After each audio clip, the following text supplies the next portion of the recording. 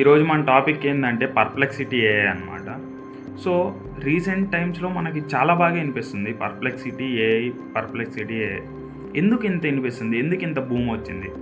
And రీసెంట్గా Airtel users అందరికీ free ఇచ్చారనమాట పర్ప్లెక్సిటీ అనేది. అప్పటి నుంచి ఇంకా ఇది వచ్చింది మార్కెటింగ్లో. సో ఇంత ఫ్రీ ఇచ్చే అంత మార్కెటింగ్ సోర్స్ ఎలా వచ్చింది, దీని సక్సెస్ స్టోరీ ఏంది, చాలామందికి ఈ డౌట్స్ ఉన్నాయన్నమాట. ఈరోజు మనం డిస్కస్ చేయబోతున్నదే పర్ప్లెక్సిటీ సక్సెస్ స్టోరీ అనమాట. ఈ స్టార్టప్ ఎలా స్టార్ట్ అయింది అండ్ ఎలా పోతుంది ఇప్పుడు ఆన్గోయింగ్ అనమాట. ఈ పర్ప్లెక్సిటీ CEO వచ్చి అరవింద్ శ్రీనివాస్ అనమాట. సో ఇతను మన ఇండియన్. సో ఇప్పుడు అంటే కంపెనీ వచ్చి యుఎస్ బేస్డే అనమాట. యుఎస్లోనే మన ఇండియాకి ఏం పే చేయదు. బట్ అతను పుట్టింది జన్మించింది మాత్రం ఇండియాలో, అది కూడా చెన్నైలో అనమాట. సో అసలు ఫస్ట్ ఈయన గురించి తెలుసుకోవాలి. అండ్ లాస్ట్ 3 ఇయర్స్లో మీకు తెలుసా పర్ప్లెక్సిటీ అనేది 1 lakh అబోవ్ క్రోర్స్ అనేది రెవెన్యూ అనమాట, దాని రెవెన్యూ. సో ఇంత లార్జ్ స్కేల్లో రెవెన్యూ ఎందుకు వస్తుంది, ఇంత మార్కెటింగ్ ఎందుకు జరుగుతుంది, రీసెంట్ టైమ్స్లో ఇంకా బూమ్ అయింది ఎందుకు అనేది ఇప్పుడు మనం తెలుసుకున్నాం. నువ్వు చెన్నైలో పుట్టిండు అండ్ చెన్నైలోనే చదువుకున్నాడు అనమాట. ఈయన చదివింది కూడా ఐఐటి మద్రాసులో ఈయన చదువుకున్నాడు. సో ఈయనకి సిఎస్సి అంటే చాలా ఇష్టము. కౌన్సిలింగ్లో కొద్దిగా మార్క్స్ తక్కువ వల్ల తనకి సిఎస్సి రాలేదు, తనకు వచ్చింది ట్రిపుల్ ఈ డిపార్ట్మెంట్ అనమాట. కానీ ఇతనికి కంప్యూటర్ సైన్స్ అంటే చాలా ఇష్టం. ఆర్టిఫిషియల్ ఇంటెలిజెన్స్ గురించి తెలుసుకోవాలని, మిషన్ లెర్నింగ్ గురించి తెలుసుకోవాలని. సో ఇతనికి చాలా ఇంట్రెస్ట్ అనమాట, కానీ ఆ బ్రాంచ్ రాలేదు.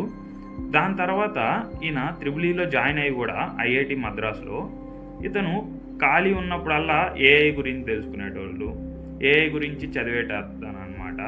బుక్స్ అన్నీ రీడ్ చేసేది మిషన్ లెర్నింగ్ గురించి.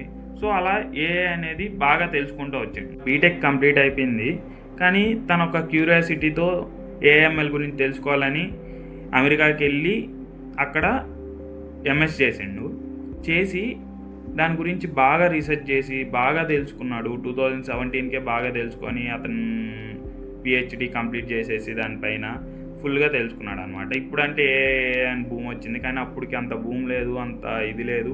కానీ అప్పుడే తెలుసుకున్నాడు తను, చాలా ఫాస్ట్గా తెలుసుకొని ఒక మంచి లెవెల్లోకి వెళ్ళిండు అనమాట ఏఐలో.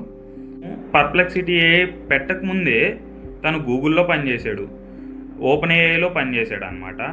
సో ఇట్లా అంతా పనిచేసినప్పుడు ఎక్కువ రీసెర్చ్ పర్పస్లో ఆయన పనిచేశాడు. అప్పుడు ఇంకా డెప్త్ తెలుసుకుంటా పోయాడు. సో ఇలా తెలుసుకుంటా అతనికి ఏమైందంటే మొత్తం ఒక ఏఐ గురించి ఒక నాలెడ్జ్ వచ్చింది. ఆ నాలెడ్జ్తో తను గూగుల్ అండ్ ఓపెన్ ఏఐలో ఉన్న డ్రాబ్యాక్స్ చూసుకొని, దాని గురించి తెలుసుకొని, దాంట్లో ఉన్న ప్రాబ్లమ్స్ అన్నీ చూసుకొని, సో ఇక్కడ చాలా ప్రాబ్లమ్స్ ఉన్నాయి, ఇవి మనం తీసేసి కొత్తగా అంటే ఈ రెండిట్లో ఉన్న కామన్ ప్రాబ్లమ్స్ని సాల్వ్ చేసి మనం ఒక ఏఐ పెడితే, ఒక ఏఐ టూలు, అది చాలా సక్సెస్ అవుతుంది అని తన ఆలోచన అనమాట. అప్పుడు ఒక యుఎస్లోనే ఒక 2-3 ఫ్రెండ్స్తో కలిసి స్టార్ట్ చేశాడు అనమాట. అప్పుడు స్టార్ట్ అయింది పర్ప్లెక్సిటీ ఏఐ అనేది. సో అప్పటికి ChatGPT అనేది రిలీజ్ అయ్యింది 2022లోనే. ఒక మంచి భూమిలోకి వచ్చింది కొన్ని రోజులకి. బట్ ఈ రెండిట్లో ఉన్న కామన్ ప్రాబ్లమ్స్ అనేది తను చూసుకున్నాడు.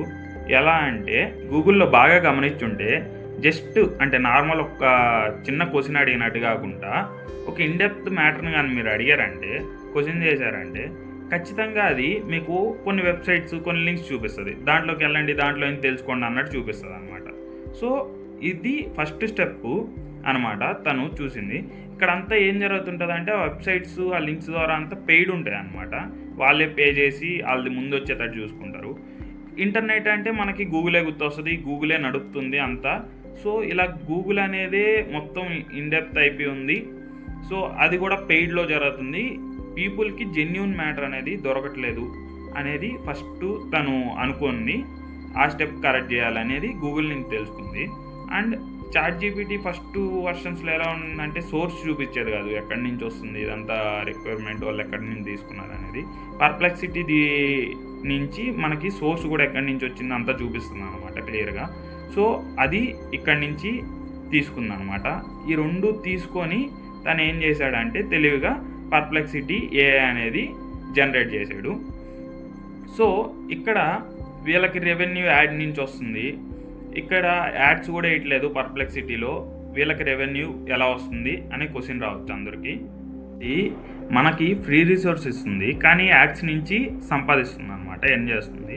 కానీ పర్ప్లెక్సిటీ ఎలా అంటే మనం సబ్స్క్రిప్షన్ తీసుకోమని మంచి అయితే మనీ కట్టించుకొని దాని తర్వాత ఎటువంటి యాడ్ లేకుండా నో ప్రమోషన్ అనమాట, జెన్యూన్ ఆన్సర్లు అనేది ఇస్తుంది.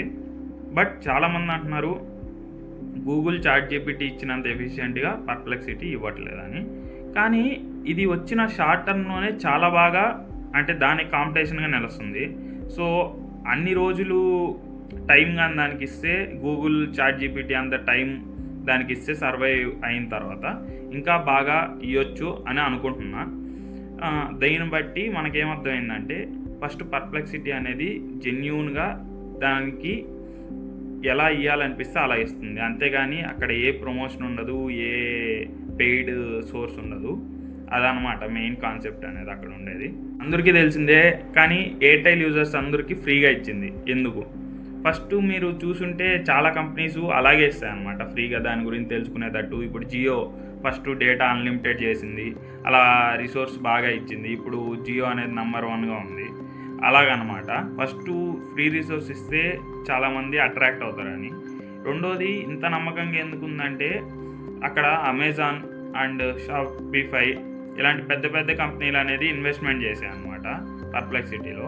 సో దీనివల్ల వాల్యుయేషన్ అనేది పెరిగింది, ఫ్రీ రిసోర్స్లు ఇచ్చారు, దీన్ని వాడడం అట్రాక్ట్ చేసుకుంటున్నారు అనమాట ఆ యాప్లోకి. సో అట్రాక్ట్ అయిన తర్వాత పెయిడ్ యూజర్స్ 1 year తర్వాత ఖచ్చితంగా వస్తారు అనేది వాళ్ళ నమ్మకం. ఏ కంపెనీ అయినా అలాగే చేస్తుంది, ఫస్ట్ ఫ్రీ రిసోర్స్ ఇస్తుంది, దాని గురించి తెలియజేస్తుంది. సో ఆ రిసోర్స్ మనకి పనికి వస్తుంది అంటే ఆటోమేటిక్గా మనమే బై చేస్తాము. సో ఇప్పుడు జెమినీ ఏఐ కూడా తెలిసిందే మనకి, రీసెంట్గా ఫ్రీగా ఇచ్చిన స్టూడెంట్స్కి. సో ఇదంతా ఇలా జరిగిందనమాట. సో కానీ మన ఇండియాను ఒకవేళ యూఎస్లో వెళ్ళి కంపెనీ పెట్టి యూఎస్కే దానికి సంబంధించిన అయినా మనం ఒక ఇండియన్ వెళ్ళి పెట్టాడు అనమాట. సో మన సపోర్ట్ ఉండాలి అండ్ మనం ఒక హ్యాపీనెస్గా ప్రౌడ్గా ఫీల్ అవ్వాలి. మన ఇండియన్ అంతా గూగుల్కి కాంపిటీషన్ అవుతున్నాడు అంటే ఫస్ట్ థింగ్. సో ఇదనమాట దీని సక్సెస్ స్టోరీ, దీని స్టార్టప్ స్టోరీ. అండ్ మీకు కానీ ఈ ఇన్ఫర్మేషన్ అంతా నచ్చుంటేనే మన ఛానల్ని సబ్స్క్రైబ్ చేసుకోండి అండ్ వీడియోకి ఒక లైక్ వేయండి, మనం ఫాలో అవుతూ ఉండండి. డైలీ ఇంత మంచి కంటెంట్ మీ ముందుకు తీసుకొస్తాను. Thanks for watching.